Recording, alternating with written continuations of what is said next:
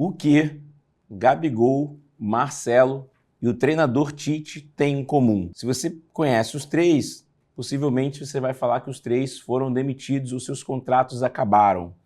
Mas eu usei o exemplo deles três para que nós pudéssemos falar sobre comunicação assertiva e transformadora do meu método, o método MOLD. Uma comunicação que te permita gerar mais resultados.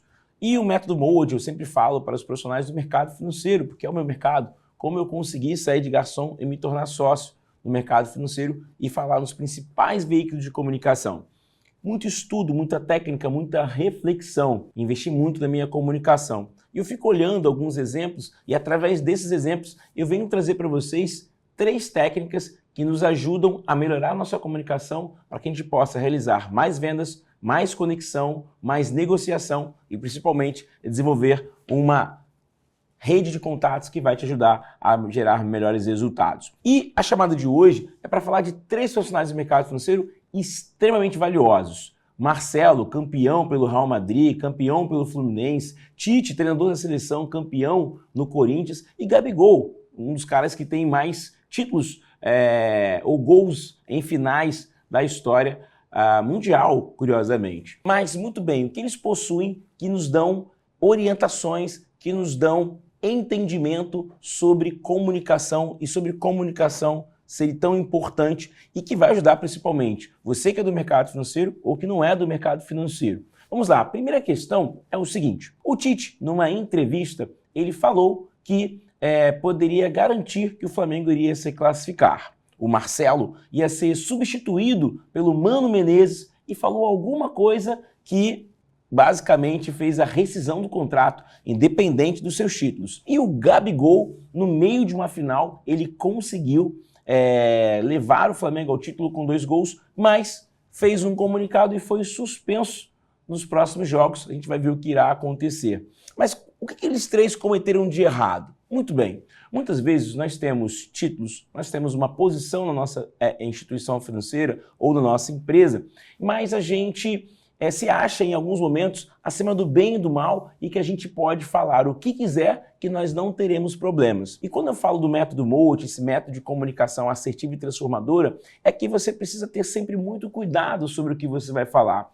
A primeira lição que nós temos com o Tite é o seguinte, se você estiver em uma apresentação, evite fazer projeções futuras sobre o que irá acontecer. É muito ruim, é muito perigoso você assumir compromissos, porque normalmente você assumir um compromisso, isso vai ficar gravado e essa gravação ela vai surgir contra você. O Tite vinha com uma campanha até ok, não estava ali conseguindo os títulos, mas vinha ganhando. Mas essa declaração, essa afirmação que poderiam cobrar dele um resultado positivo no jogo de volta contra uma equipe, trouxe ali uma grande discussão. Por quê? Os repórteres pegaram aquele ponto específico e falaram, olha, você está afirmando que o Flamengo vai se classificar, pode me cobrar que isso vai acontecer.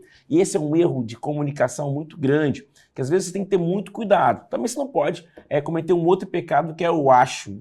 Então, normalmente você não acha, você tem certeza. Essa é uma das questões que eu sempre coloco nos nossos treinamentos para as pessoas desenvolverem sua comunicação. Eu mostro técnicas que você pode utilizar. O segundo grande entendimento que nós temos aqui é o Marcelo, que nos ensina uma segunda lição poderosa. O Tite, o Mano Menezes vai substituir o Marcelo e o Marcelo fala alguma coisa para ele, tipo, você quer ficar bem na frente da torcida? O Mano Menezes escuta aquilo e fala, volta para o banco. No dia seguinte, a diretoria do Fluminense rescinde o contrato com ele. Qual é a lição que nós temos aqui na parte de comunicação? Comunicação não violenta. Comunicação não violenta é um princípio de você se comunicar com as pessoas, mas não trazer sentimentos negativos, sentimentos contraditórios. Então, normalmente no mercado financeiro, a gente tem uma ideia de cobrar as pessoas, de falar com essas pessoas, mas isso pode nos colocar num lugar muito perigoso, de nós não termos empatia. E essa é uma das técnicas que eu mostro muito do método MOLD. Vamos falar do Gabigol. O Gabigol nos traz uma lição muito poderosa. Enquanto que com o Tite nós entendemos essa preocupação de afirmações, onde você não tem certeza que elas irão acontecer, então você tem que ter uma comunicação muito mais cuidadosa para proteger o seu argumento. No caso do Marcelo, nós presenciamos o impacto de uma comunicação violenta E por isso que eu falo, se você trabalha no mercado financeiro, se você quer melhorar sua comunicação, não ter estruturas narrativas de violência contra as pessoas é muito poderosa, é muito poderoso, e você precisa estar sempre atento a isso. E no caso do Gabigol, aqui nós temos várias lições muito poderosas. A primeira que é a que envolve a questão de, olha, fazer acusações no meio de uma comemoração de um título é uma comunicação violenta. E na frase do Gabigol ele fala, a produção vai colocar aí para você, olha, os meus apertaram a mão do meu pai, prometeram uma coisa e não aconteceram. Mas qual era o tópico daquele momento do Gabigol? Era o título do Flamengo.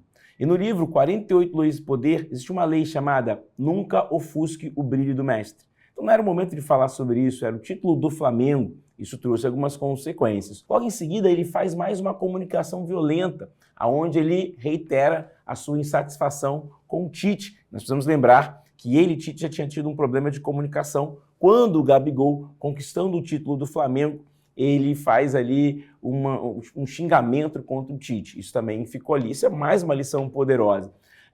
Às vezes você tem um chefe que você cria ali uma comunicação violenta, ou um liderado que você cria uma comunicação violenta, faz um comentário negativo, o mundo reverte, o mercado financeiro é muito pequeno, a indústria é muito pequena, e você vai reencontrar essa pessoa, e essa pessoa vai lembrar do que aconteceu. Então o Gabigol ele consegue trazer um exemplo de comunicação violenta, ele consegue desconstruir o momento de celebração, e ele também tem novamente, ali os bastidores estão sendo apresentados, onde ele faz um xingamento contra o seu técnico diante de algum acontecimento.